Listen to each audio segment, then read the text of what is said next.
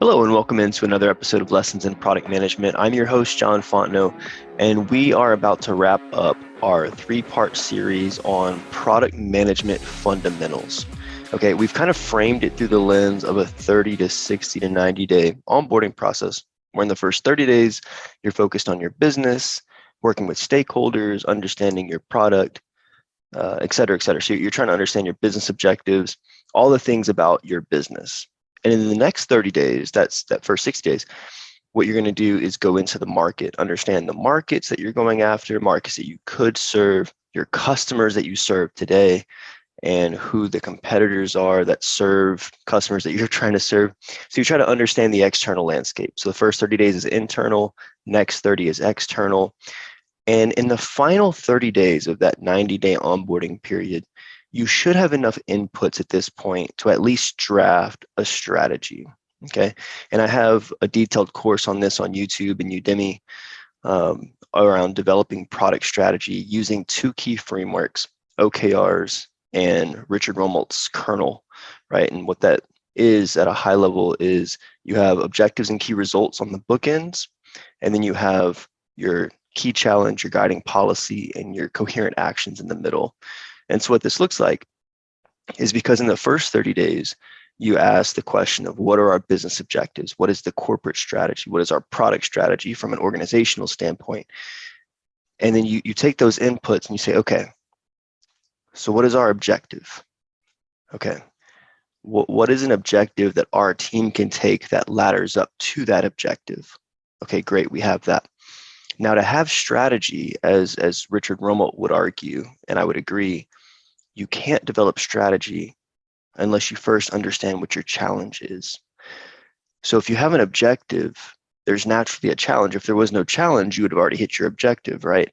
So the objective is set, and implicitly there is a challenge. So you need to identify what that is, because without overcoming the challenge and addressing it explicitly, you're very unlikely to hit your objective. Now, once you have the objective and the key challenge in your way, now you can develop the thing that is typically thought of strategy, to develop the how statement.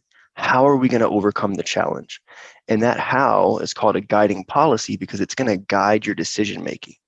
You'll have a very easy way to tell, do I say yes to this opportunity, initiative, or option, depending on what language you use, or do I say no, right? What do I say yes and no to? This guiding policy helps you determine that. So the guiding policy should be one or two lines that articulate how, what is the approach we're going to take to overcoming this challenge so we can reach our objective. And then once you have the guiding policy in place, you can come up with coherent actions, which in a product sense, I would call initiatives. What are the initiatives that we are going to take on and commit to? Or at least start researching so we can make more informed commitments of what we're actually going to pursue. What are we going to put on the roadmap, right? And so you get a good idea of how are we going to tackle this challenge. And then you go into research mode on the opportunity level to say, okay, what are the different initiatives we should prioritize? What research do we need to do? What questions do we need to answer? What assumptions do we need to test? And then that kicks off into the normal product management process of discovery on down to delivery.